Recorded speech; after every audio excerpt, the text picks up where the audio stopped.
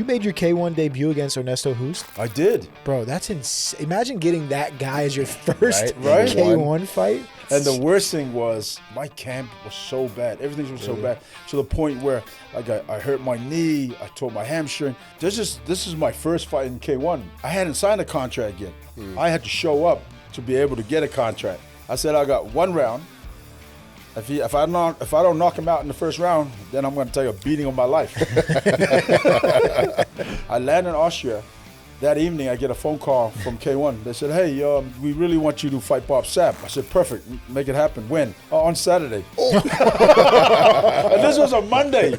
You're saying the fight's going to be on a Saturday, right?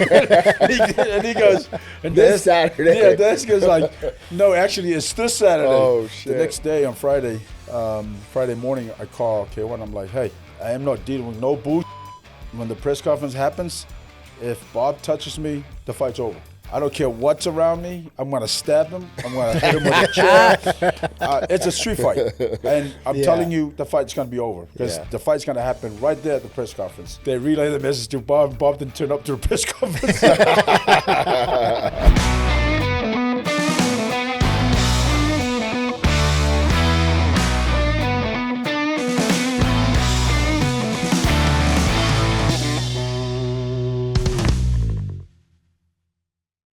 What's up, everyone? Welcome back to another episode of Verse Us with Eric Nicksick. He is Eric Nicksick. I am Randy Fainrich, and this is Verse Us. And today, we are joined by one of the greatest kickboxers of all time, a Kiwi legend, the president of the Professional Fighters League, Ray Sefo. Welcome to the show.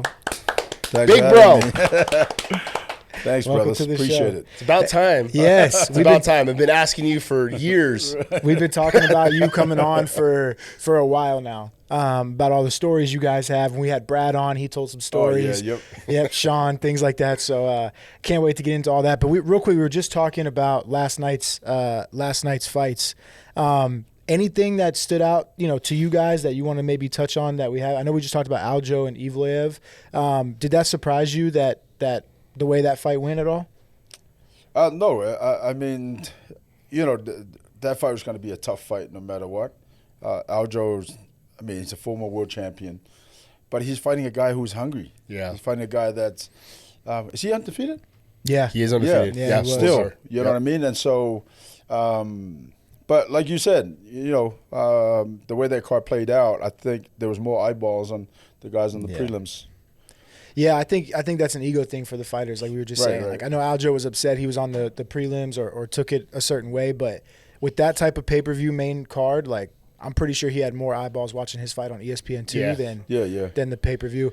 You didn't get a chance to watch it, huh? We were warming up, but the spots I did see, it was a back and forth fight. It really was. It was. I would love to see Aljo take a little bit more risks in the striking. Just because, dude, I hold pads for the guy. I've seen what he can do. He's very, very good there. Right. And especially like his kick game, his same side head kicks, the knees up the middle. Just some of those things I think maybe add a little bit more of that in.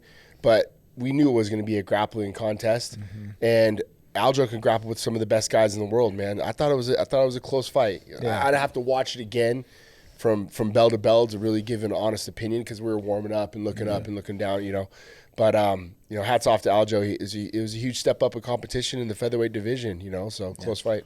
No, you're right, though, because it was a close fight. Mm-hmm. It wasn't like he ran away with it, but it was a close fight. Yeah, absolutely. You had Tembo on the card. How's he doing? I know he's doing okay, man. Yeah. Like, it's the fight game, and it's so cliche, but we say that because it is just kind of like that reference that we all give in those moments where, he had an amazing camp.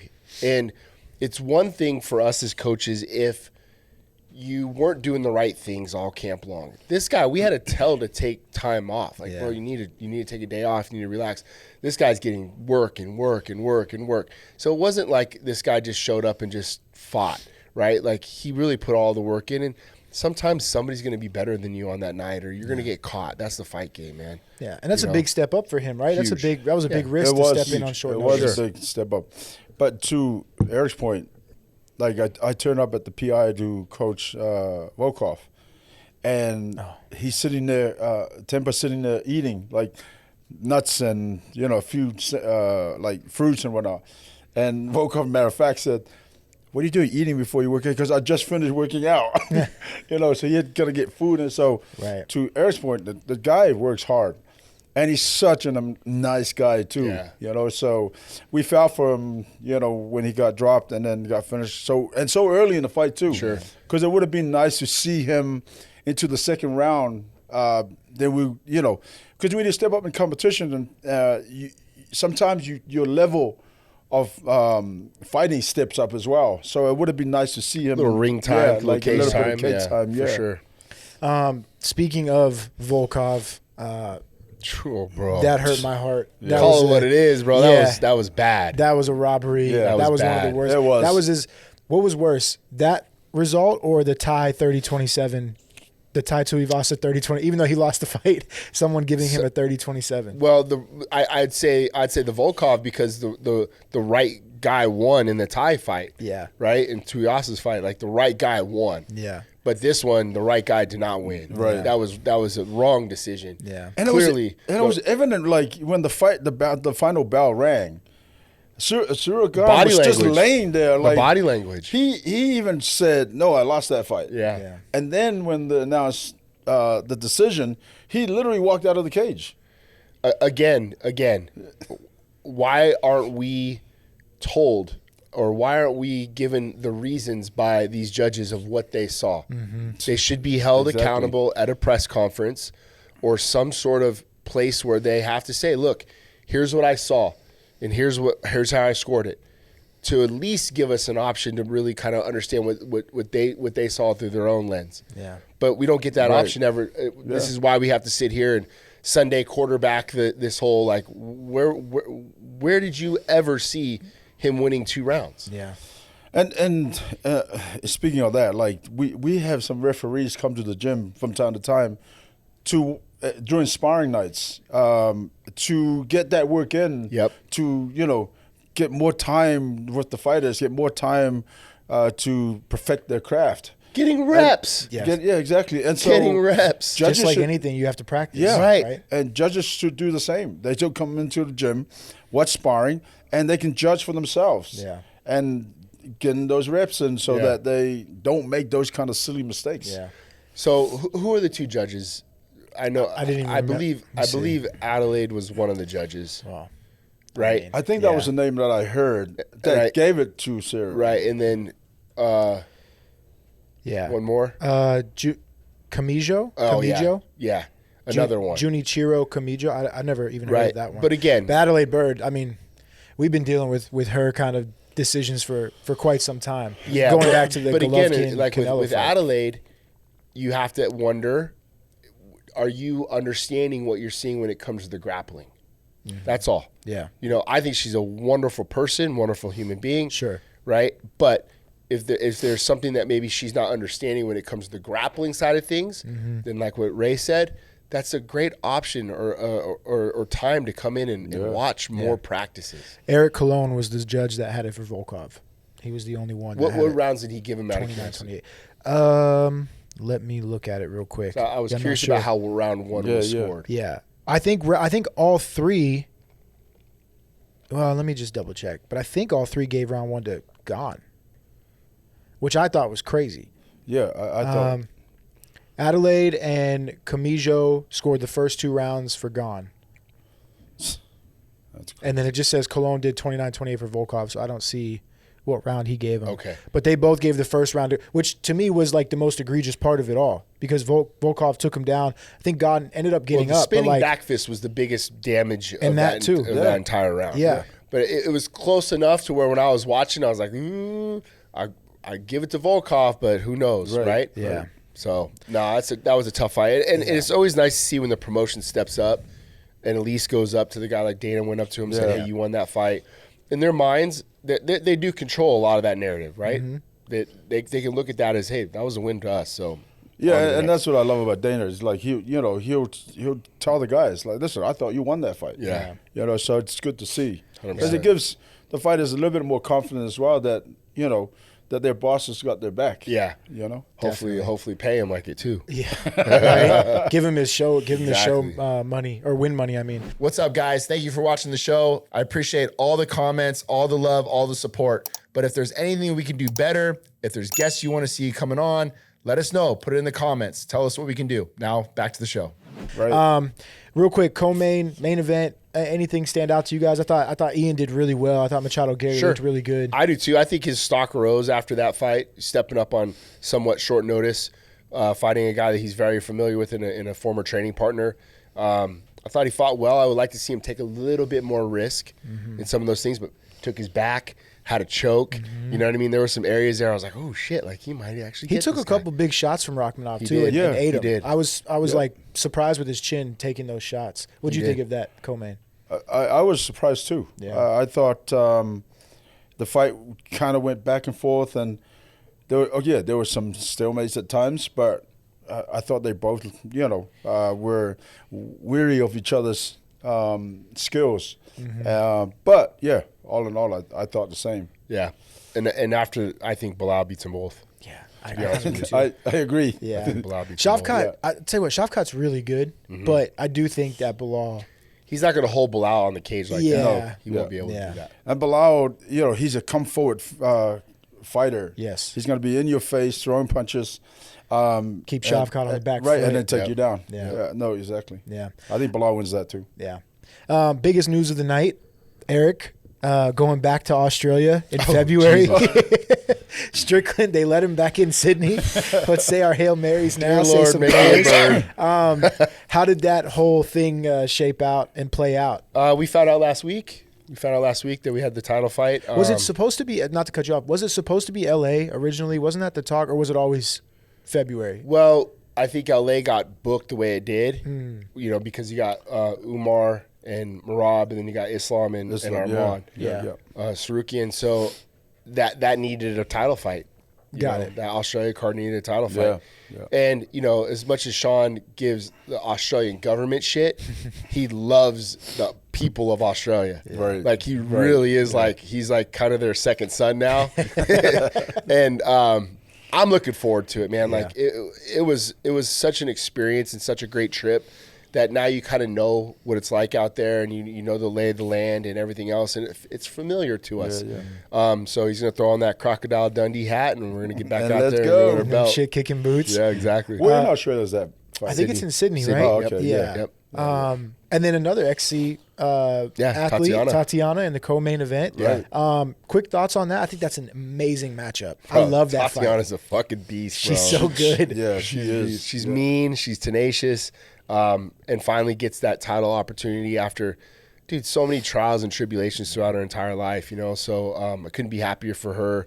Nate's got another shot at a title. He's got Patchy already. Now he's got Tatiana in the fold. That's nice. Yeah, Romy, who's been with her forever, and then Patchy will be out there. So she's got an amazing crew and another XC fighter on the co-main and the main. So let's go make it a clean sweep. That's like the quintessential stylistic matchup. Striker versus a hardcore grappler in Tatiana. Let's switch gears to PFL. You guys are just coming off the World Championships. Yep. Kind of wanted to just talk about how you thought that event went overall. We were talking off camera about Dakota a little bit, but just give us your thoughts on how the World Championships went last week. Dakota's, she's a beast. Dude. We were saying earlier, in the beginning of the season, I knew she had skills, but I just felt that she hadn't been tested yet. By the time she beat Jenna Bishop, I was like, oh, this girl has arrived. And then the biggest test yet was against Tyler Santos. And the way she approached that fight, the way she finished it, it was just, absolutely brilliant. And I was like, okay, this girl is for real. Now that she's the, global champion, I don't think anyone out there that can actually, she's so sharp in her striking. The biggest part, I guess, was if Tyler was going to chain wrestle. Right. And Dakota just went doop, doop, doop, doop. Yep. And, her shot selection. Mm-hmm. And here's the other thing. We rarely see an MMA fighter dig to the body. Most of all, a girl. Yeah. And she tenacious. Yep. Her Very. shot selection is beautiful. Yeah, bro. beautiful. Her IQ in there is amazing. Yeah.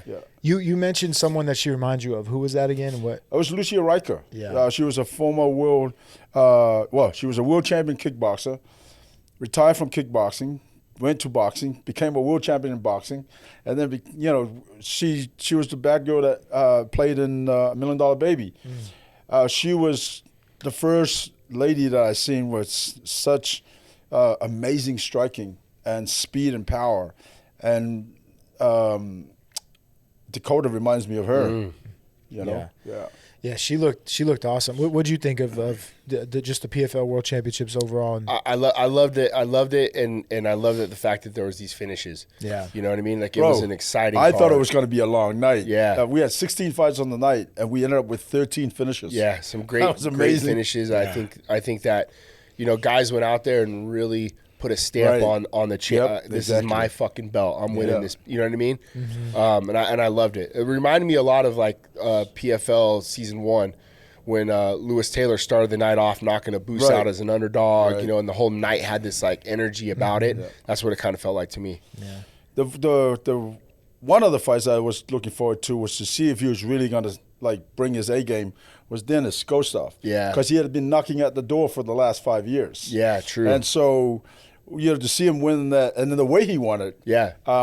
it was amazing. 'Cause- He's uber talented, man, Dennis. Right. There were so many times like you're just like, oh, this guy's gonna run the table, and then Right. you lose or have some something- hiccup or yep. something happen. You're like, what, dude? This guy's so talented. So right. yeah, no, that was a good win Yeah. for him. how come there was 16 fights? You said there was like MENA champions introduced, right? And then Right. So we had the global champions card, and then there was 4 MENA champions finals on the same card. Got it. And because it happened in Saudi, it just made sense to put those 2 cards together. So it started, early, but we all thought we were gonna go into like 2:00 in the morning, but by 12:30 it was done. Yeah. So fighters took it into their own hands. They were like, yeah, we're gonna I mean, have at the an fighters early night. meeting, we normally just tell them, listen, this is your opportunity to become a millionaire and become a champion. Yeah. And that card actually is go back to what you said earlier in regards to the first season. Those were all new champions, last week. So yeah, it was good to see. Yeah, that was awesome. That was really cool. And I saw you guys booked Antidilia and Nemkov. Nemkov, the Yeah. Bellator guy. Oh, Yeah. Well, Okay. the day we announced that fight, he actually hurt his elbow so bad he had to go into surgery. Oh no. Yeah, it was. So we kind of just, he said he's going to be okay in a couple of weeks, but Oh man. who knows? Yeah. You know? Okay. Shit. Yeah. damn. I was thinking maybe the winner out of that's gonna get a shot with Francis. Yeah, or well, that's something what I was like going that. to ask too. Yeah. Is like with Gosov winning, and then you have that fight coming up. Right, like, right. what has there been any talks of a potential next opponent for Francis? Yeah, absolutely. I mean, like, again, Dennis makes sense. Nemkov makes sense. Francis got 2 good fights there. Yeah. You know what I mean? So, yeah. Okay. I want to switch gears a little bit and just kind of go back and talk about kind of your upbringing in New Zealand and talk about getting into the fight game. Right. Like, was combat kind of always in the cards for you, or did you grow up wanting to be, in combat, or? My dad was a boxer. My whole family come from a boxing background. And at the age of 5, my dad gave me my first boxing gloves and, started to teach my brothers and I how to box. And so, but I think by the time I was 9, I wanted to be a cop. So go back 2 years. At the age of 7, my dad had rented a Bruce Lee movie and a Jackie Chan movie. And I was like, why am I learning how to just box? I want to do what those guys are do doing. what they're doing, yeah. I want to be able to kick, box, knee, elbow, all this kind of stuff. And so by 12, I started a part-time job delivering milk. So the way it happened in New Zealand, I don't know in the beginning whether that happened here, because I know that doesn't happen now. But Right. so the truck will go just go slowly down the street, while myself and someone else be like running to the houses, pick up the bottles, drop off full bottles, and that's how we got, you know, to train as well. And that's how I started. That's how I paid for my lessons to into martial arts. And the first martial arts I did was Wing Chun. Did Wing Chun for 6 years. And I'm not saying go out there and street fight, but I got into a lot of street fights. But every time I got into a street fight, I was fighting like a kickboxer. So I was like, okay. So after 6 years of Wing Chun, I switched over to Muay Thai, and I was like, oh, okay, now this is what I was meant to do, you know, where you clinch, elbows, knees, all that kind of stuff. And then somebody challenged me to a fight. I think I was 18 at the time. We were at an event, weigh-ins actually, and this guy didn't have an opponent. I think his opponent pulled out. He challenged me to a fight, and I think he outweighed me by 30, 40 pounds. I was like, okay, let's go. And that was the beginning of it all. And that was in New Zealand? And that was in New Zealand. Yeah. And so what was that, like just a heavyweight fight, or what was that? Yep. Open weight or? That was, well, actually, you're right. I think it didn't matter because I think I weighed in at 205 or 200, and he weighed in at 230, and it's on. Like we don't worry about weights and. Can we all just take a second and imagine Ray with a gun and a badge? Yeah. If he was a fucking cop. A cop. What a menace. I feel like I'm sensing a theme that, like, fighting in those days, weight classes didn't mean anything. Because we had Randy on 2 weeks ago, and he was like, yeah, I was 215, and the guy I fought was 300 pounds. Yeah. And I was like, I mean, when I went into K1 and I fought there, I mean, the heaviest guy I fought was 370 pounds, 7'2". Oh my God. And then when I fought Bob Sapp, he was like 360. Yeah. You know, I weighed in at 240. Wait, 370, 7'2"? Yeah. Holy shit. Chop him down. Bro, that's like a massive human. Oh, my But, God. you know, old school, we didn't think about weight class. We're like, okay, come on. The bigger you are, let's go. Yeah. Who cares? Wow. I read something. Also, you made your K1 debut against Ernesto Hoost? I did. Bro, that's insane. Imagine getting that guy as your first Right. K1 fight. No, That's insane. and listen. For people who don't know, by the way, because there's a lot of newer fans, can you explain, like, Ernesto Hoost and his background? Yeah, Ernest Hoost is a legend. He's a multi-world champion, won K1 4 times, I believe, and one of the best to do it. And I was matched up against him first fight. And the worst thing was, obviously, you know, no excuses, but my camp was so bad. Everything was so bad. To the point where, like, I hurt my knee, I tore my hamstring. Just everything went bad in that camp. I don't know why. But to the point where my brother, Ronnie, and the team were like, hey, maybe we should pull out. But at that point, this is my first fight in K1, right? I hadn't signed a contract yet. I had to show up to be able to get a contract.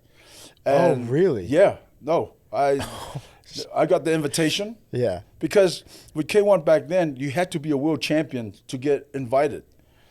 And so when I got the invitation to go, and then everything went wrong in camp, I was like, listen, we don't have a choice. Yeah. We got to go. I said, I got 1 round. If I don't knock him out in the first round, then I'm going to take a beating on my life. And that's exactly what happened.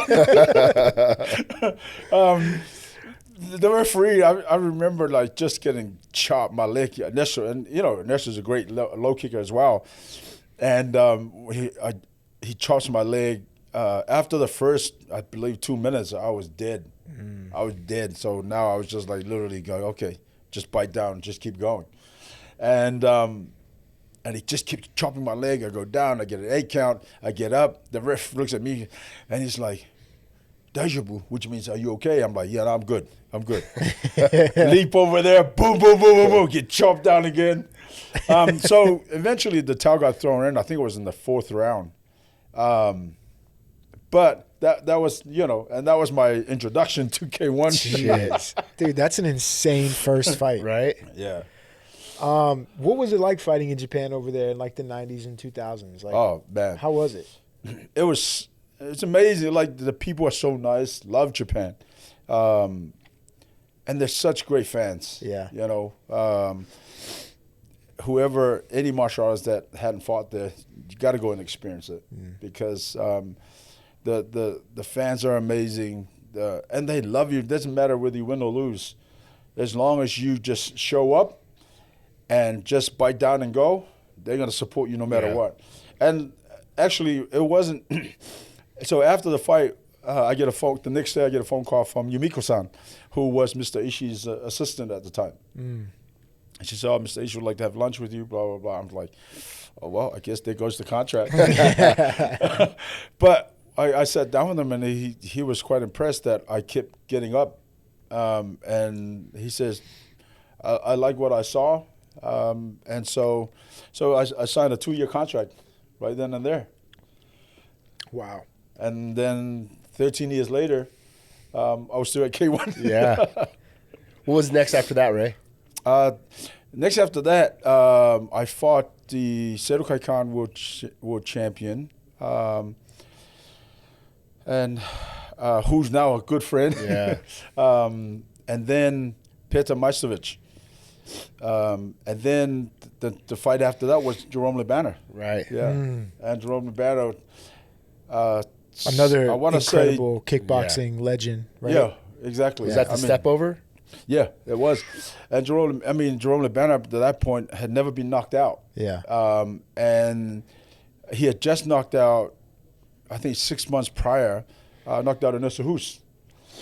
And so I thought, okay, this is a fight where, and I had obviously time and training went well, everything was on point, and Jerome freaking 6'5", Huge, huh? yeah, 250 pounds, I think it is, big, strong dude, good hands, good, just all around good fighter. But it's funny though because Jerome, which I found out later, I think he likes to hate you to get him going. You know what I mean? Because he was always, he never spoke to anybody, rarely, But anyhow, the outcome of the fight, when I stopped him,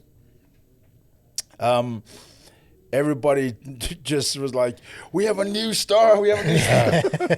But that was like, even though I won the fight prior to a 3rd round finish, I stopped Jerome in the 1st round. So that was the fight that took you up another level. Yep. What was the step over? What were you talking about? Oh, dude, it kind of, I would say, like revolutionized, but it was something that like a lot of people weren't doing, and that was a switch step. Yeah. Ray was southpaw versus orthodox, and Ray was setting up outside, inside low kicks, and kind of feinted to the inside low, and got Jerome to think the kick was coming, and Ray stepped over into a straight right. More of a right hook, right hook over kind of thing. Well, especially because he was so tall, and he walked right into it. Beautiful setup. Put him down. But this is one of my favorite parts about this. So tell him about Jay Haran and Jason High. Oh, so Jay, I was coaching Jay at the time, and he was fighting Jason High, who was also a southpaw, in the Affliction. Yep. Throwback. Yeah, exactly. And so I said, and I'm like, brother, I want you to try the step over too. And he's like, so he tried and he goes, brother, I don't know if I said, let's keep working at it, but I'm telling you it's going to work. He's like, okay. So he kept doing it and kept doing it and kept doing it. And he started like automatically doing it in sparring. Well, come fight night, Jason drifted one way and then drift again. I call step over. I'm like, Jay, step over. And literally 10 seconds later, he steps over, boom, and the fight was over. Jay, in this midst of this win streak, because of the disbanding of the IFL, he was kind of in limbo there since fighting Mark Miller last April. One of the worst knockouts. Yeah. Really? Jay slept. Yeah, it was bad. It was bad. And then afterwards he goes, Big bro. Shit worked. That worked. See? Yeah. Just listen. Yeah. So when you fought Le Banner, you're still in Japan, or are you still in New Zealand and going Still to in New Japan, Zealand. Yep. going whatever? Yep. When did you come Well, yeah. to? So at the time, I was actually here. I was living you in were? the States, but I would go to New Zealand for camp. Is that were you still with Lolo? Yeah, I Yeah. was low. Yep. And so yeah, I was going back and forth, and until 96, 98, I think I decided that I was going to stay for good. And you come right to Vegas? No, I lived in LA for 10 years. Oh, Yeah. okay. And then moved to Vegas 10 years after. Where were you at when you fought Mark Hunt? Mark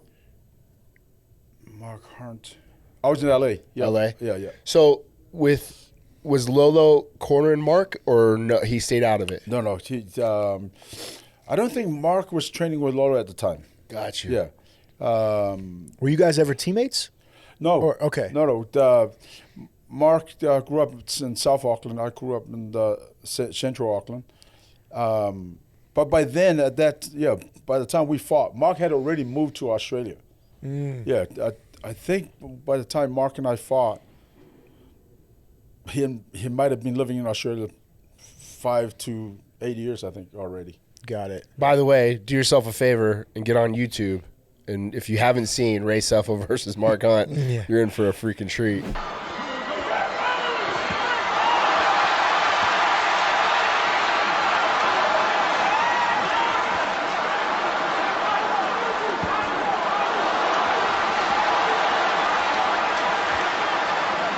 Was like, what was that experience like? Like, did you like, because you see a lot of like other countries, they don't like fighting their fellow countrymen, right? Or they have an admiration for them or whatever. With you guys, was it like that? Did you guys know each other before you fought each other? How was it? We didn't know each other. We knew each other, but we didn't know each other that well. Which like, You fought Ronnie though, right? Yeah. So we were like, hey, how you doing? But that's how Mark and I knew each other.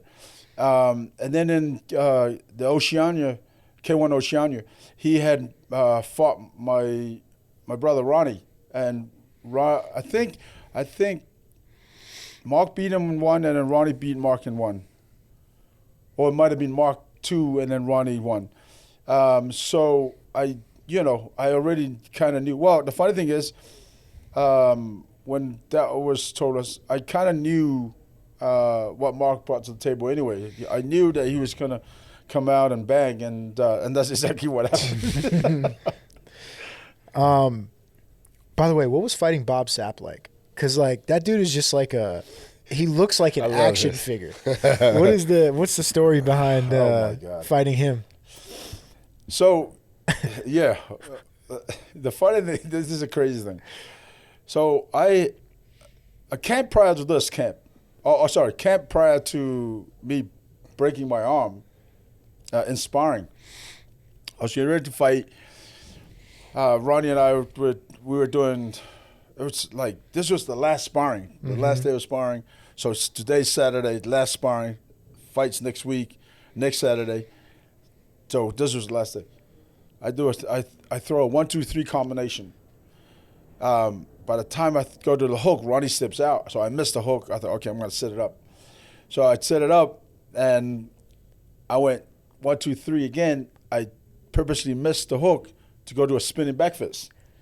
Well, instead of Ronnie moving back, he decided he was going to stay and take the shot. I spin back fist, my freaking arm connects on his forehead and breaks my arm. This is the week before the This Sapp fight? before the fight. Wow. No. This was a camp for another fight. Oh, okay, not Right? the Sapp And fight. Okay, the got it. reason why I'm telling you this story is because it leads into that. Right. So now I'm out of the fight. I come back. I go back to LA.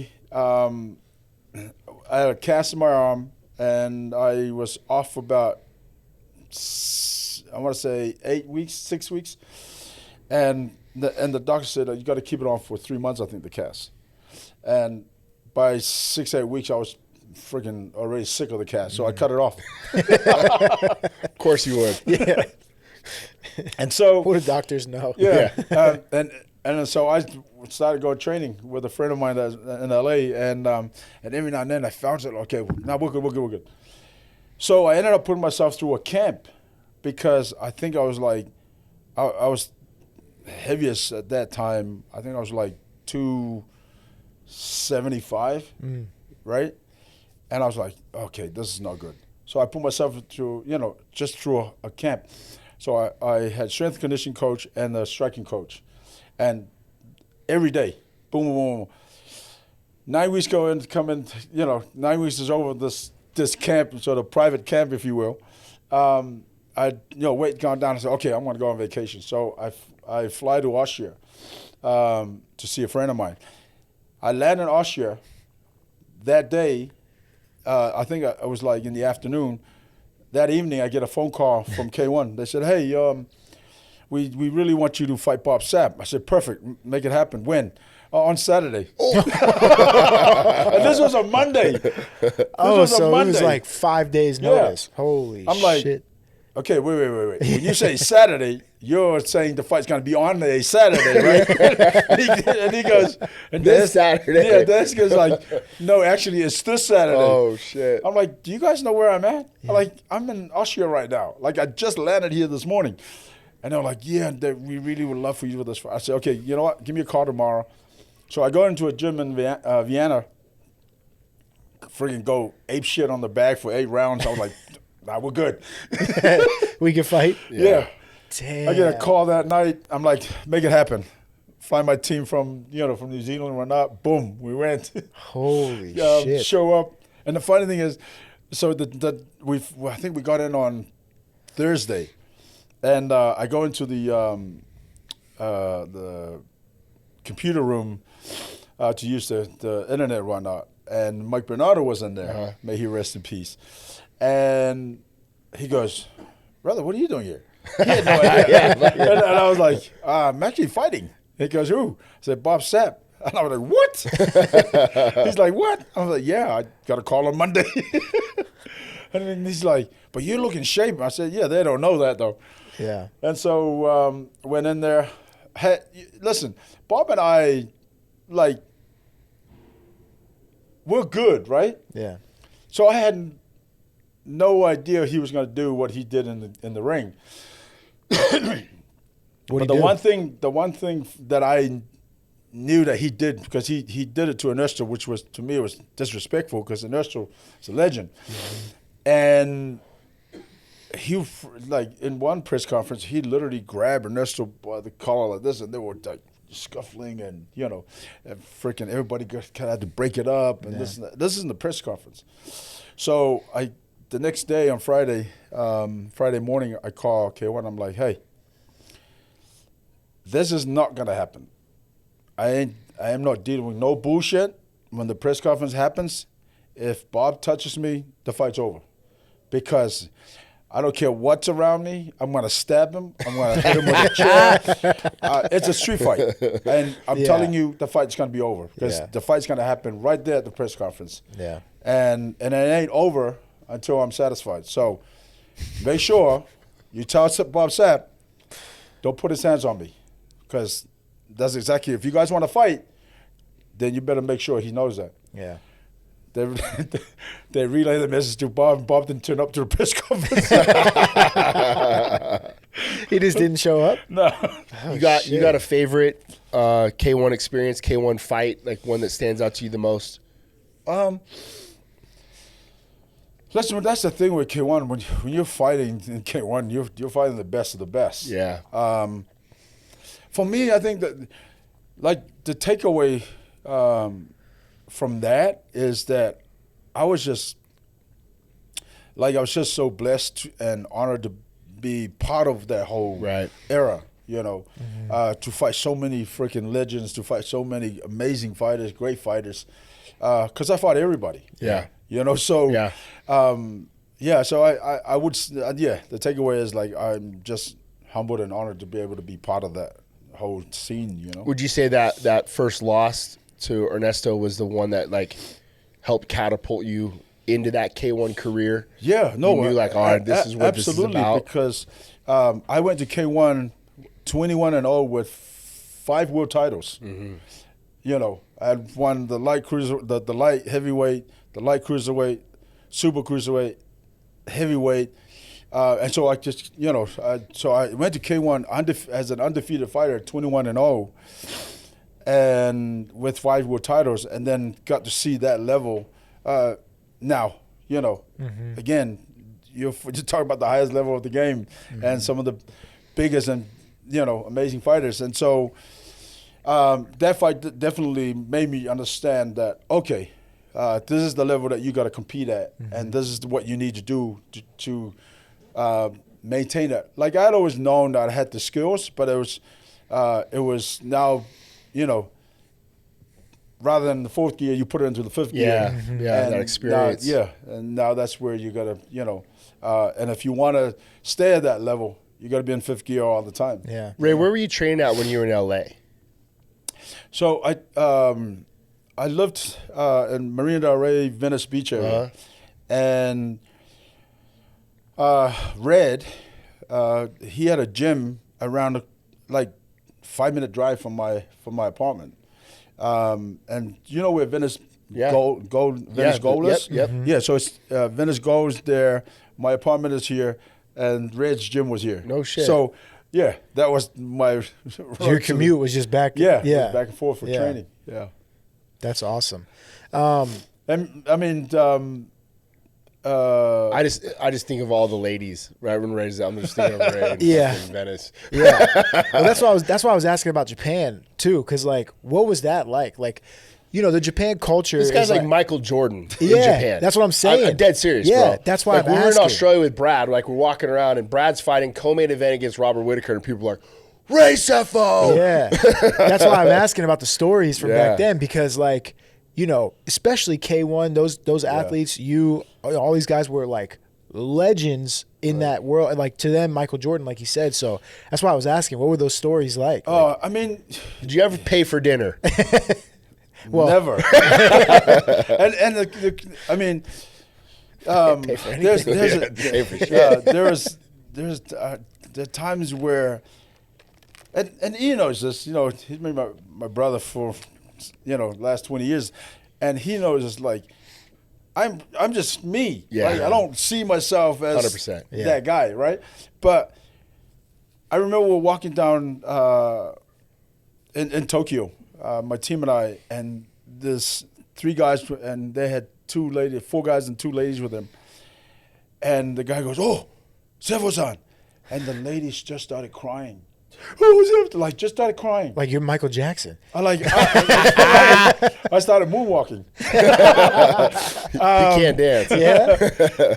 But so when things like that happen, so now I'm like, it's okay, it's okay, it's okay. Yeah. And I just feel so. I don't know. For me, it just doesn't feel right.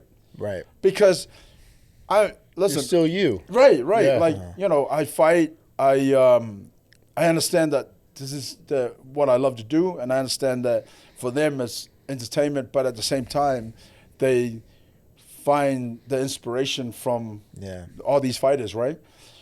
But I'm still me. So Dude, he's always been such a great role model for all of us, though, just with this alone. I remember walking down the streets of Cleveland, one of our second or third fights together, and there's a bum walking down the street or whatever, and Ray's not doing this because we're filming him, right? It's just out of the goodness of his heart. Hands this guy $50, and as a big brother, influencing all of us and doing the things through his own heart and meaningfulness of just being a good fucking role model for us. Leadership. But that's always been him, and whether it transcends onto us or not, I'd rather be around somebody that's going to teach us the right way. Right. But him and Randy are both like that.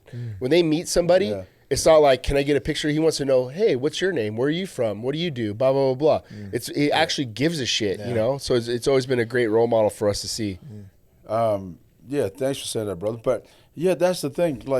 I remember when I had to go to Korea to do it was the K1's first show in Korea and South Korea, and myself and I'm trying to remember who the other fighter was, but anyway, we had to do autograph signing and pictures and whatnot, and they said, "Oh, you got 2 hours and there was like thousands and thousands of freaking Damn. people. And I was like, wow, okay, well, I guess we're here for 4 hours. Yeah.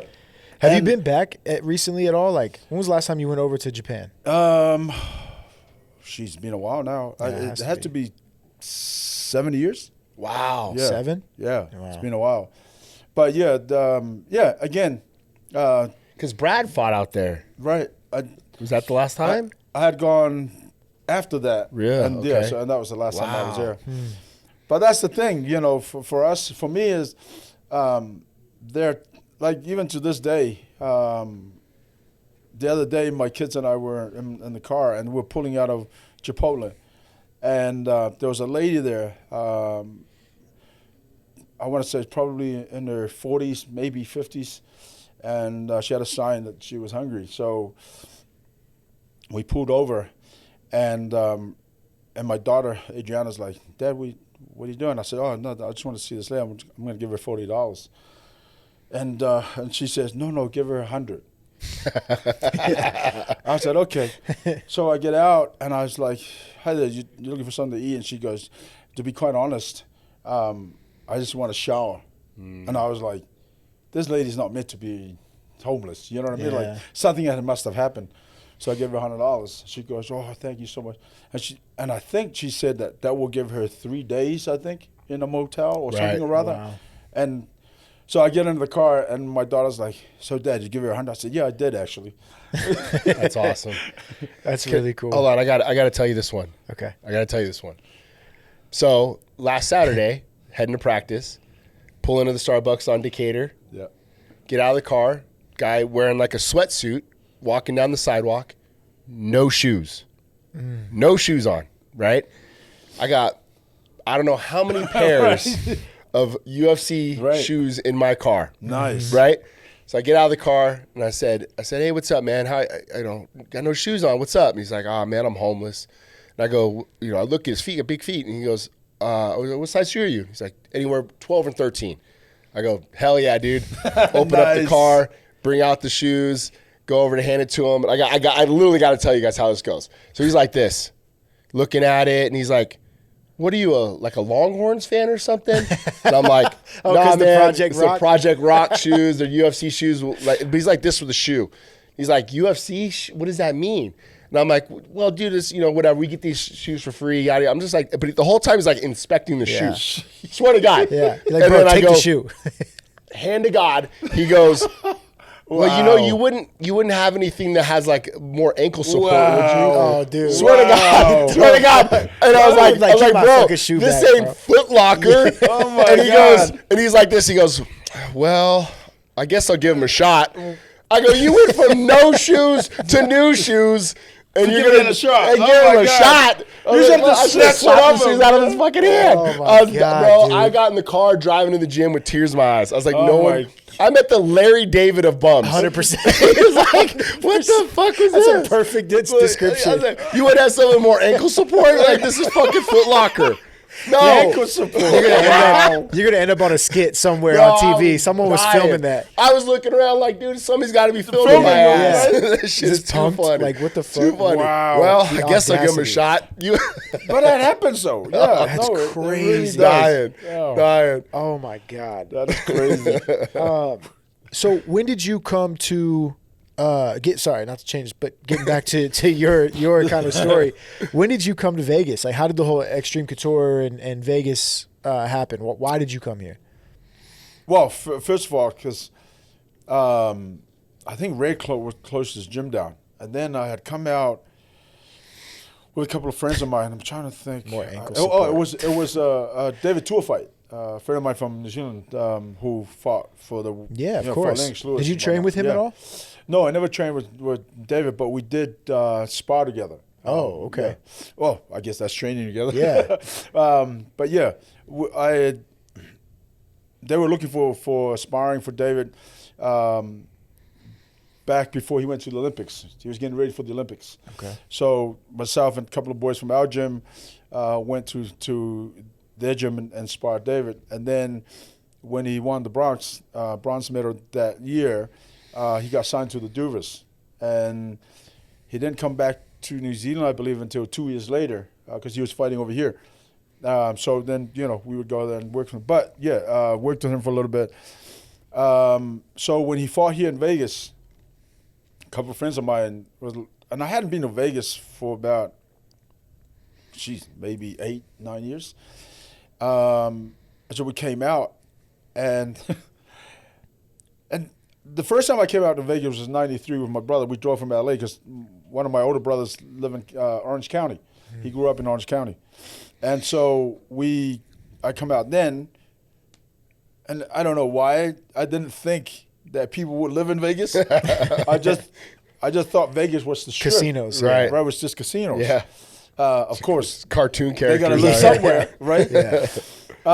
So when I came back in, I think it was 05, and I walked through Fashion Show Mall, and I met Tony, who's a friend today. He's a real estate guy, and these big posters of these houses, these mansions, and I was like, "Excuse me, this is not Vegas, right?" He goes, "Yeah." I was like, "Nah." He goes, "Yeah." He goes, "I'll show you around." So he took me around through all the suburbs. I was like, holy moly. Went home, packed my stuff, Move right and literally out. moved. Wow. Yeah. And when I got here, I ran into Jay Heron. And Jay's like, brother, we're about to open up the gym, Extreme Tour, blah, blah, blah. Come down. And I said, okay, cool, for sure. Then I think I had to go to Japan. I had camp, fought, then came back. I ran into Jay again. And I said, I promise I'm coming. And then a week later, we run into Randy. We'd come find out Randy has a house in the same community as I do. Yeah. Or should I say, because Randy was there first. And that's how I ended up at Extreme and been there ever since. And I think they had opened maybe 2-3 months prior to me joining the gym. Okay, so you're one of the OGs. Oh, bro. Yeah. Yeah. I remember the first time, like, it wasn't seeing Ray, it was hearing him and hitting the pads. Yeah. And we were doing something, I can't remember, but Ray was in the boxing ring with Tompkins. Right. There was fucking gunshots going off. And I remember I was like, we only had the one side that was open at the time. Right. But you heard this and you're like, what the fuck? And I remember Joey Varner going, oh, that's Ray Sefo. Like, just hearing the impact of the pads. Right. And I remember, like, looking around the corner and sure as shit, it was Ray and Tompkins cracking pads. Sound like goddamn gunshots going off. Did you guys meet at that time, like right when you got to the gym, or how? Yeah, he was that? big, bro. Yeah. I mean, like, so it was when I look at like my career, and I always tell Ray this, and he knows this, but like, he really gave me an opportunity when not a lot of people would have at that moment. So Ray was fighting, took a short notice fight for World Series of Fighting. He was fighting Dan Huckabee. Yeah. Dave or Dan? Dave Huckabee. And so Huckabee had an opponent. The opponent fell out, and Ray said, hey, you know what? I'll fight him. The president of World Series of Fighting at the time. Oh, you were the president at the time? Yeah. So we throw this. The president's come stepping in on short notice? He's like just legit said, that's I'd be insane. I'll step in and I'll be honored to fight you. So we had 6 weeks. Maybe it wasn't like that big of a short notice fight. Yeah. And then Ray had just asked me if I'd come in and just be a body. Yeah. And wrestle with him and stuff. So we did, and I'd come in every morning. And hold pads. Yeah. And I would teach him how to hold pads. And friggin' now he's amazing at what, it's like he's been doing this his whole life. Right. So super proud of how he's taking that leadership, but at the same time, learned the game like somebody that's been competing for so long. Yeah. You know what I mean? And so it's really good to see him taking that lead, as well as, and all the guys, like, the gym was at the time was, we kind of got to a place where it kind of stopped, if you will. Mm-hmm. And then Ian and Ryan and the boys just kind of just picked it up again, and the gym is humming now. He could have left many a times during that little transition period. And I remember, like, Ray's like, I'm not going anywhere. And this was during his camp. Mm-hmm. He's like, I'll bring everybody here to spar, to train, to whatever. He goes, I'm loyal to Randy and I'm loyal to this gym. If you guys are going to go cross-train or go to other places, then go. But I'm not going anywhere. So at one point it was myself, Danny Davis, Dewey, and Ray at that gym at Couture's in the big cage, and Dennis would come in and help with stuff, and we would all kind of put it all together. But that was like a big insecurity of mine because I wasn't like comfortable holding pads with Ray. This is even after Ray's fight. And I remember coming to Ray and asking him, I was like, hey, I want to learn how to hold pads without hesitation, right? This is one of the best kickboxers to ever do it. 6-time world champ, can't win kickboxer. He looked at me, goes, Tuesdays and Thursdays, be here at 10 a.m. You're going to hold pads for me every morning. Tuesday and Thursday, 10 a.m. You got it. And I would come in and I would hold pads for him over and over and over and over again. And I remember like the first session learning like just the code, the number combinations that he wanted me to hold for. Then he said to me, he's like, patterns and all this stuff, you'll learn great. How do you correct form? How do you correct bad posture? How do you correct this? That's what's going to make you better, right? You can learn all these combinations, but it's how do you correct it? Yeah. And that will be your evolution as you get going. Huh. You know? That's awesome. Yeah. That's like learning, basketball from Kobe. Or, Sure. You know what I mean? Something like that. But like without him and his watchful eye, like, so somebody throws a right cross, if they're not rotating their left shoulder out of the way or pulling their left hand back to their ear or rotating with the hip or doing this or do that, I would have never noticed those things. Or maybe it would have taken me longer. Right. But Ray would be like, or Ray would watch me hold pads. He'd be like, hey, why did you hold that combination? You can't lead with a rear uppercut. You're going to get a guy knocked out with a left hook. Right. Okay. So just having him there as my checks and balances all through my careers to this day has been such a freaking blessing. Like I got him and Randy. I was going to say. and Dennis. Are those the 2 or 3 guys you hit up like literally every fight camp? Just Well, I speak to Ray daily. So like you're in the gym. Anything that I have fight related, life related, really, like I have him to lean on. Yeah. Randy's the same way. Like if there's something with Randy, like I'll if I need reinforcement or if I have like hey man, what do you think about this? And sometimes like Randy will give you a little detail that you never really thought of. But Ray is in the gym constantly. Yeah. And not only is he in the gym, he's sparring all the guys. Yeah. So if he sees something or feels something in a sparring round, he'll come over, hey bro, this guy's doing this or that. Yeah. And it gives me something to look at or how to be better at. Yeah.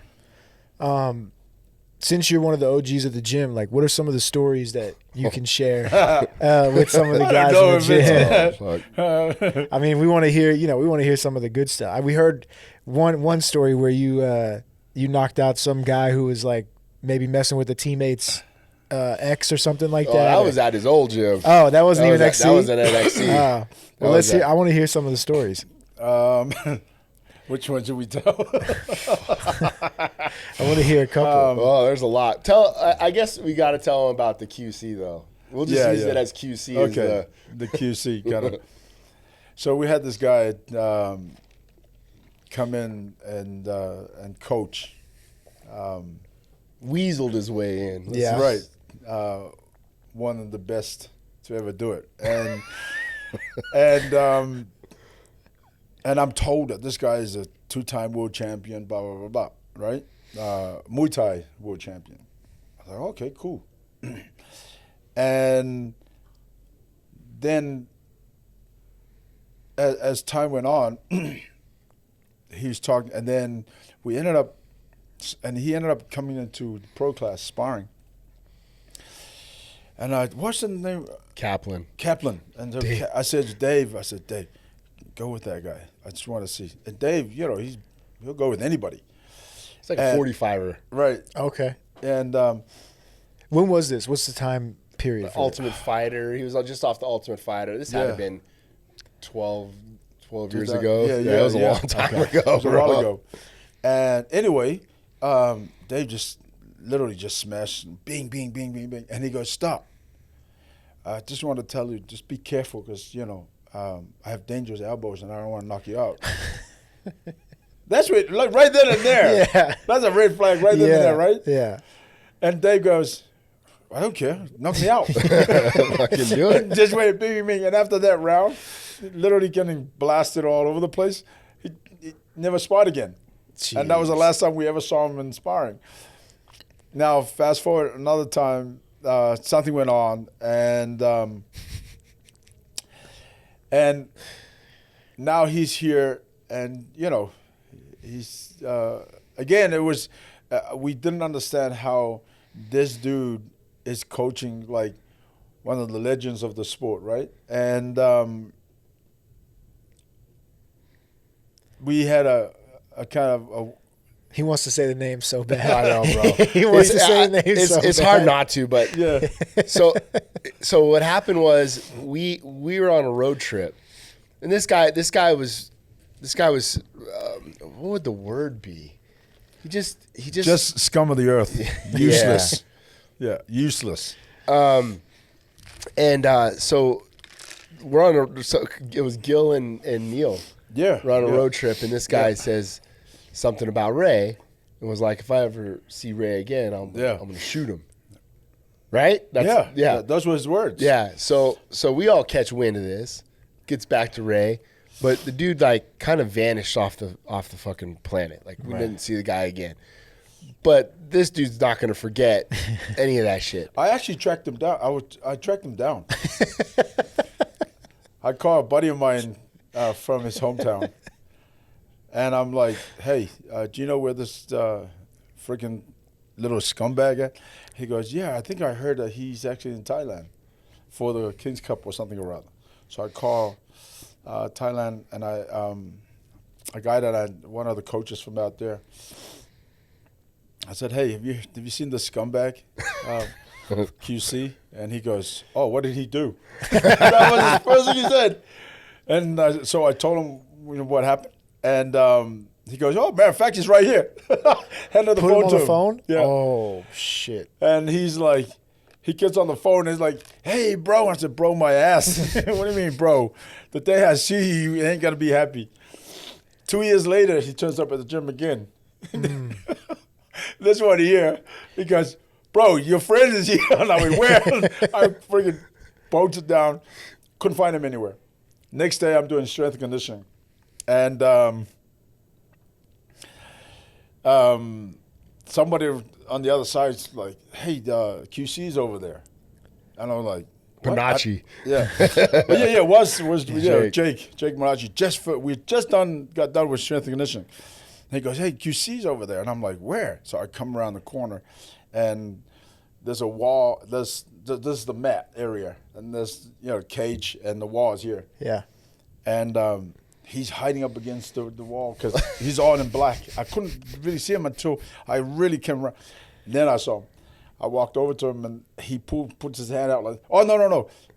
Where the camera's at, I'm about there, and he's here." Grabs his phone. "Ma! Hello, Ma!" Pretend he's on his phone. But it's like I didn't see him, just pull his phone and Yeah. go, "Ma," right? Yeah. Anyway, I walk over to him, and I'm like, and he puts his hand out. I slap his hand. He moves back, and bang! I slap him. He hit the wall and bounced off the cage. Obviously, I didn't know there was. I went into this black mode, right? That Like I kids didn't class even, going on. Yeah, I didn't even was realize there was there? a class going on. Oh, yeah. Was it kids class? I don't No, remember. no, what it was. that would've It was been Randy was yeah. like, "Ray." No, it was a class, but it Yeah. was like beginners and whatnot, Yeah. and Randy was in that class. I didn't see anybody. So All you saw was red. He tells us this story one time that he was teaching a seminar, and that when he teaches a seminar, he had a soccer stadium of people. That's how big his seminars would be. This is this guy? This guy was telling us Soccer this stadium. Yeah. This exact story.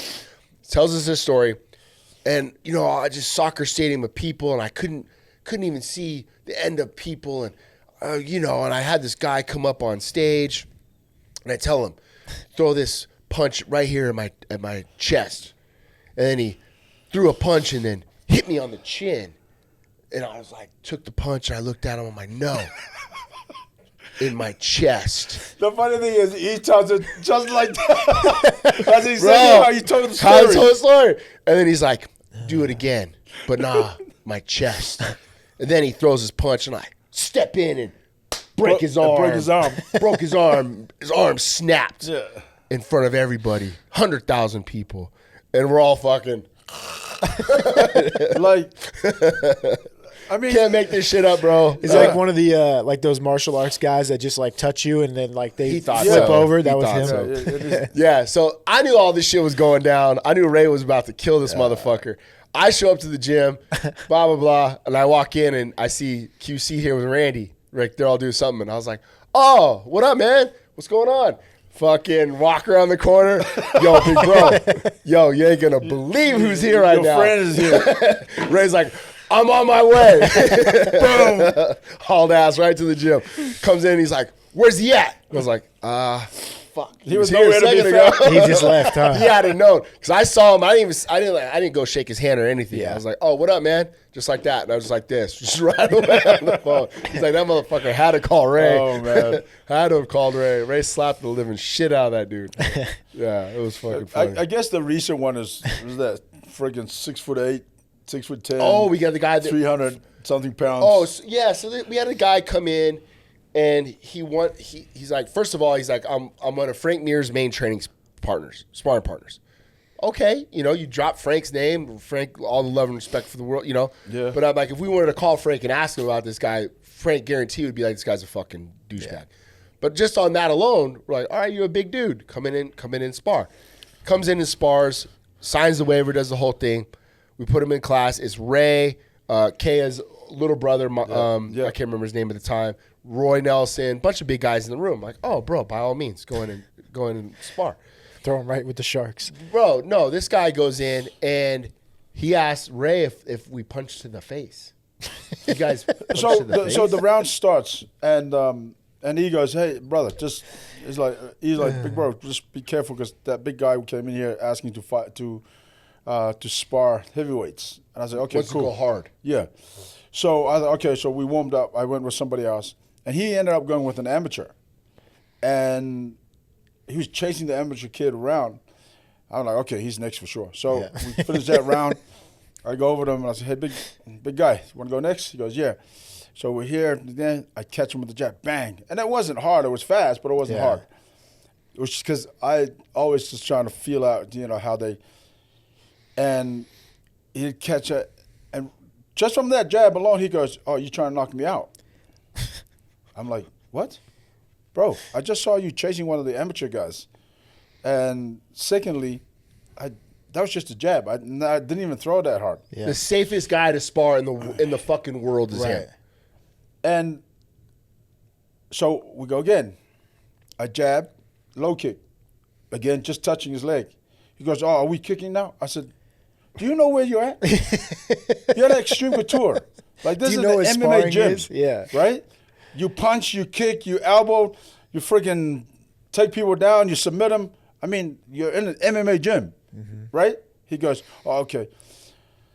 So he throws a right hand. I parried. I hit him with a jab again, and he's going, nah, man, you trying to knock me out. Just like that. Now I wish I did freaking try to hurt him. But Ray anyway, lost it. I just lost it. Now, like, you better fucking get the fuck out of our gym and don't ever come back. If I see your face in here, I'm going to knock you the fuck out. Anyway, as he's walking off the mat, he mumbles something. So I walk off the mat. Unbeknownst to me, the whole gym stopped. I walk off the mat, and I'm like, and he's up here like this. I'm looking at him like, come on. Say it again.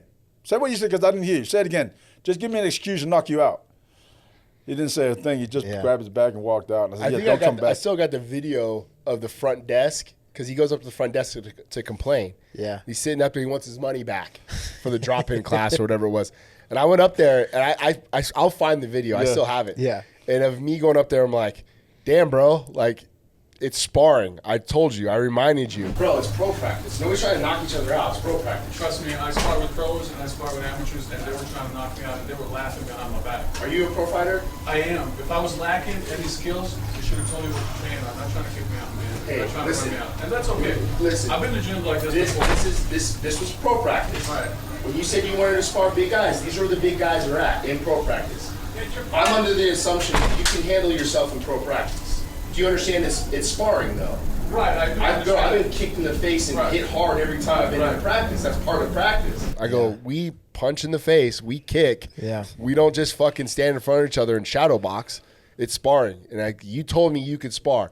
I'm like, well, yeah, I mean, I can, but like these guys were trying to knock me the fuck out. I'm like, no, they weren't. Yeah. No, they weren't.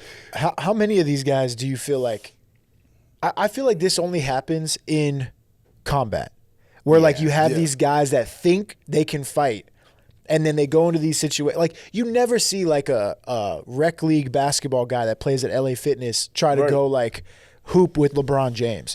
Why is it combat? I think it brings a lot of delusional people over.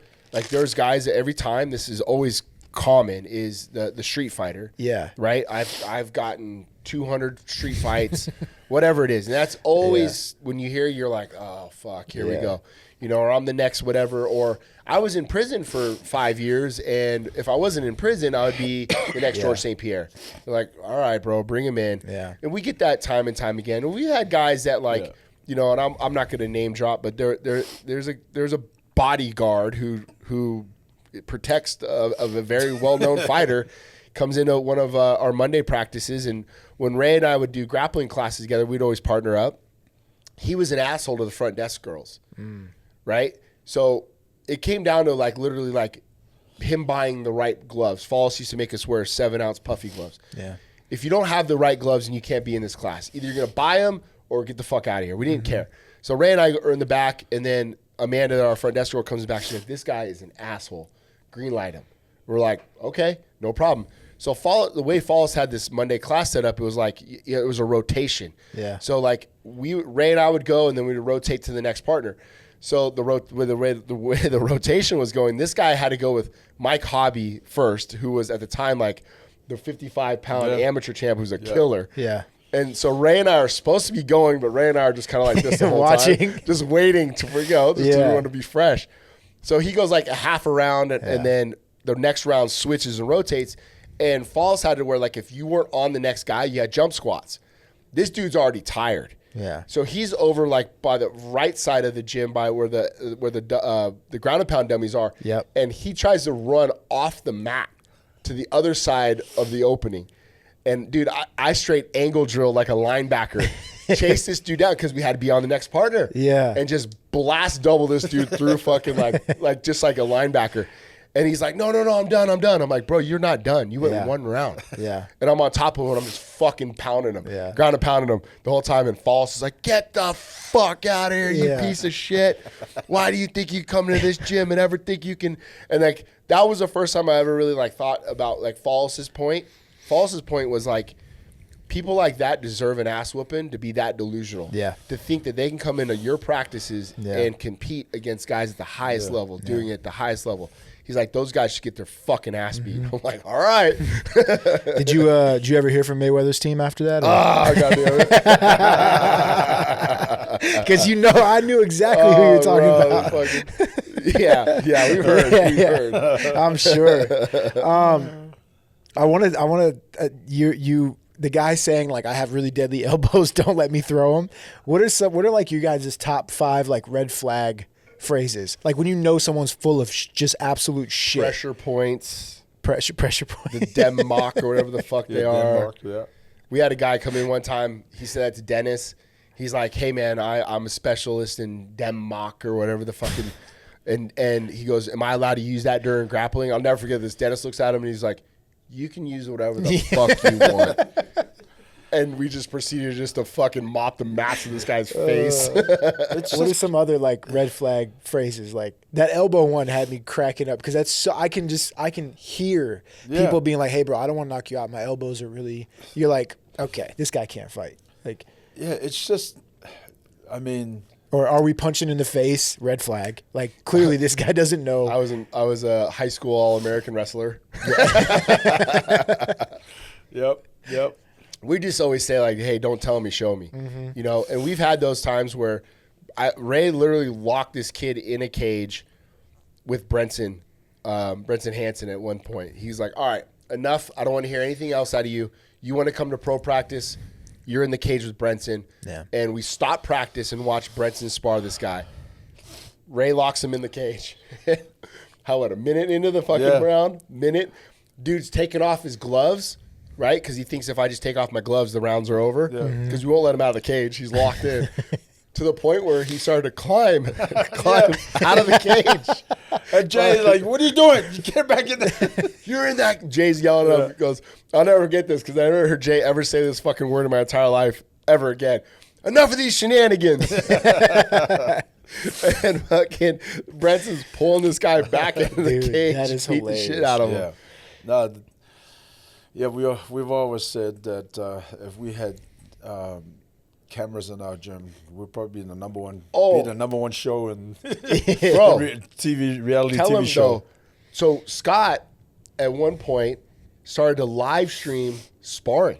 Who? Scott, the guy that used to work up front.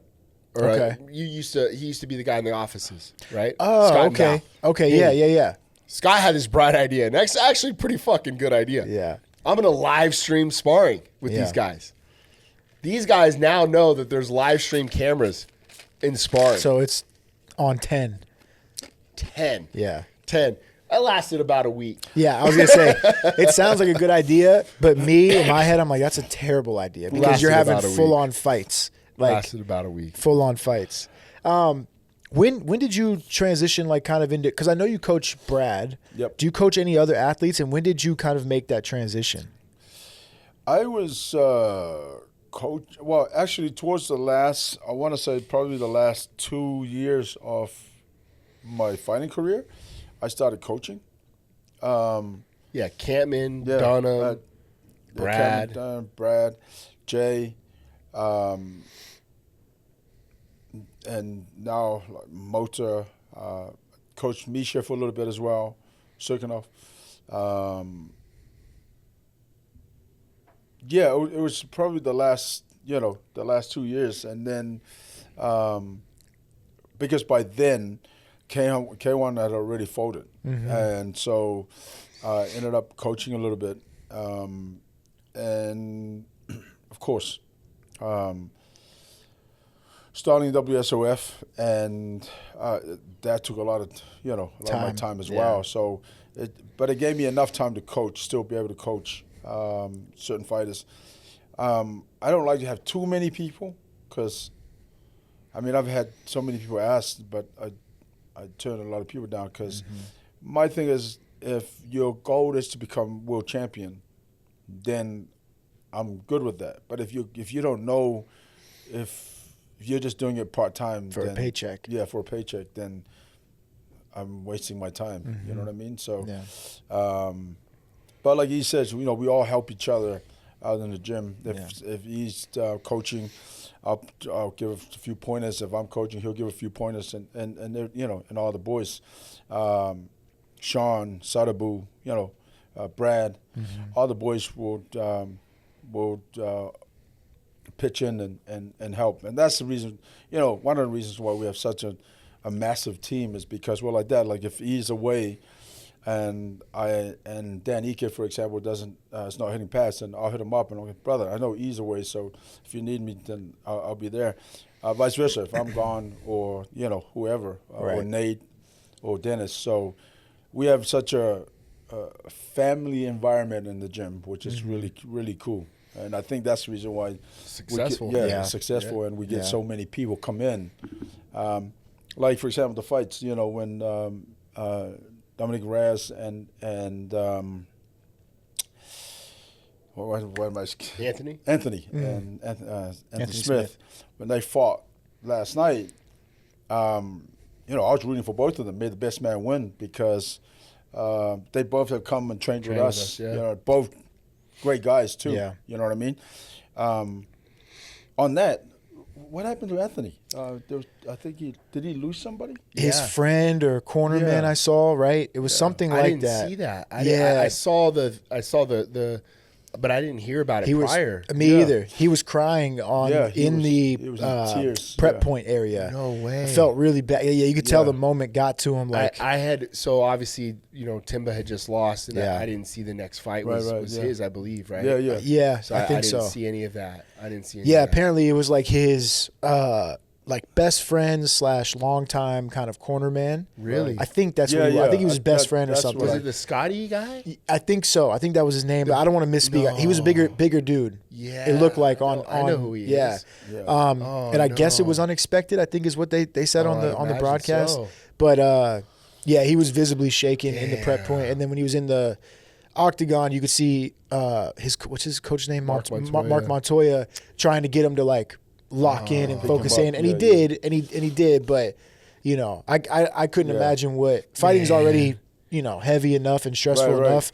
Having that on your shoulders got to be tough. But yeah, so I mean, that's why I was rooting for both guys because, like I said, they've come and trained with us from time to time. So He's an amazing guy. Both of them are. Yeah. Both of them are. Anthony, fuck, man. That's, exactly. That's I'll never forget. I can't tell this Anthony Smith story real quick. We were in, where were we? Virginia Beach. Oh, yeah. Main event was Poirier Pettis. Uh-huh. Right? That's when Poirier finished him, I think, in like the third round or something. Anthony Smith, maybe his like second or third fight in the UFC. 85. At 85. That's when he was killing himself to make it. Yeah. Long story short, and to your point, he's always just been like the nicest dude. I know he like comes off sometime, at least earlier in the UFC as like a bad guy or whatever, but like he was always so cool. Yeah. After the fights, I don't know how we ended up at the same place he was, and we just all were having beers and drinking, and he was just hanging out, telling stories about like how he was saying like, call me Dana. Remember that whole campaign he had when he was trying to get to the UFC? But anyway, it was just an awesome, like, it was a cool story as an employee at the time to look back on, being like, he just like was kicking it, cool, was like super gracious, asked us about what we do for the company and stuff. And I'll never forget that. It was like 2000, whenever that fight was, 17. Did he retire last night? I don't think he did, but I think he said something to the effect that this may be the last time you see me. Yeah, I didn't get to see the fight at all. Bro, he had 59 fights. I didn't know he had that many fights. Oh, yeah. Dude, he's that, an OG, bro. holy shit. Yeah. That's a lot of fights. Yeah, he's an OG. That when Roman fought him short notice, that sucked. Yeah. You know, I mean, I'm not trying to sit here and say like Anthony is like myself and Aljo. Like I have all the love and respect for Anthony. Yep. But when Roman signed to fight him, I was like, oh, Anthony, God damn it. Yeah. It's always hard. It's always hard because I remember I ended up having to fight a friend, and after that fight, I was like, nah, never again. Really? Yeah, because it's so deep emotionally, and then when we're in the hurt business, that's exactly what it is. Yeah. You know, you're going out there to hurt that guy, and that guy's supposed to be your friend. That's what Ray has said last night. I caught a clip on Twitter. It was like, I feel for Anthony. I love and respect him. But once that cage door closes, whatever you're going through doesn't matter. Sure. And I'm just like, yeah, that's cold-blooded. But it's true. It is true. Because it's you or him. It is true, it's bro. you or him in there. Yeah. Or you or her, if you're a female. But yeah, so he was going through it, and you could tell it was weighing on him. Sure. Like he definitely didn't look, as I guess Present. Yeah, for sure.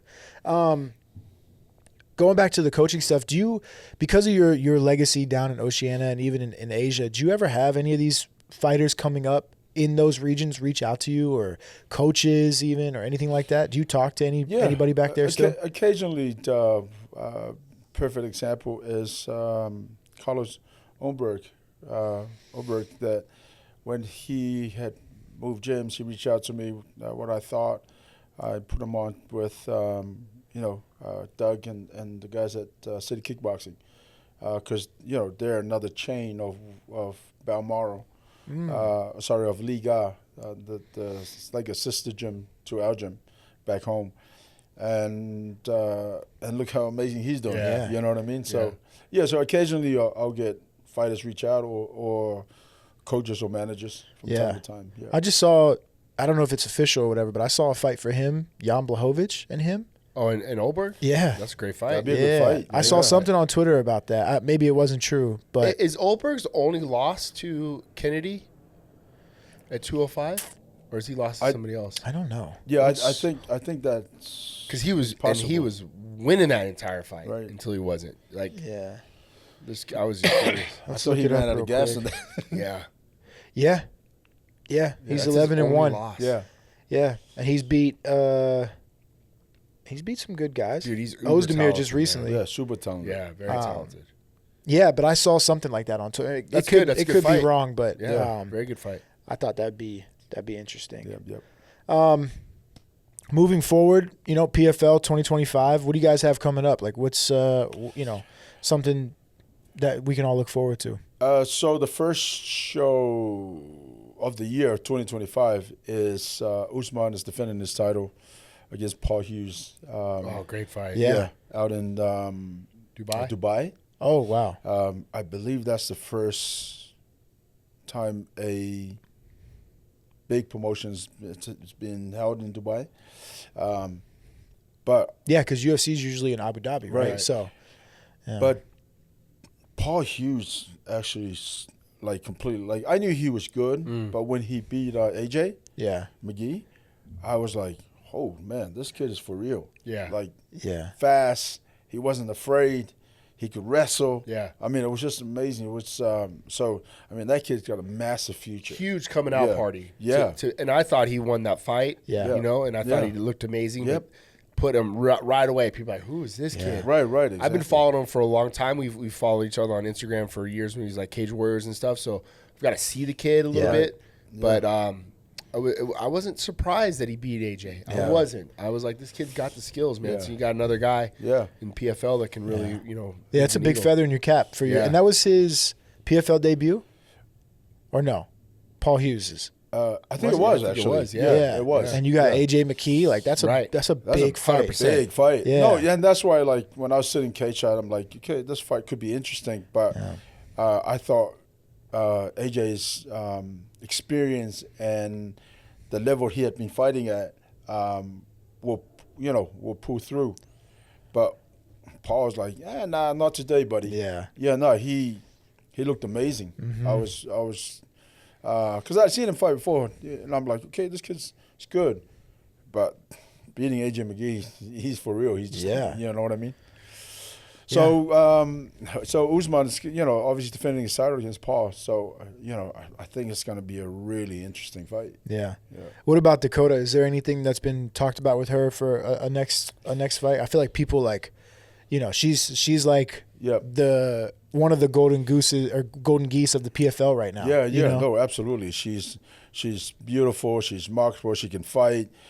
She can talk, so she did like the little lipstick thing That after. was cold, that was bro. cool. Yeah. That was cool. Yeah, Yeah, I like so that. she's the full package, and right now, I think the team we're sitting down. I think in a week or two, and suss out the schedule for the year. Yeah, but 100%. She's and she just come off winning the championship, so I think she probably wants a little bit of downtime. Sure, and then she'll probably go again. Maybe April. Yeah, Q1, Q2. Go from there. Any changes in the format? Staying the same? Trying to add the 85s or anything like that? Yes, that's the thing.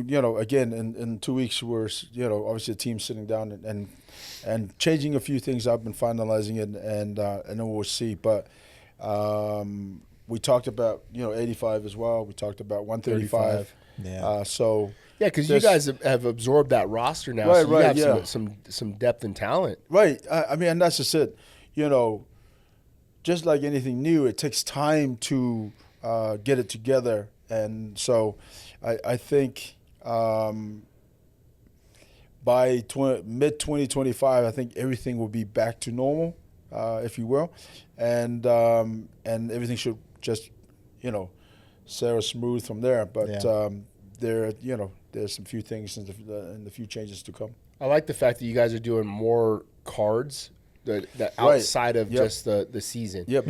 So it's like, we got to see Mads Burnell fight again outside of the season, right? Because he's such an entertaining fighter, right? Yeah. Like maybe it didn't work out for him in season, right? Yep.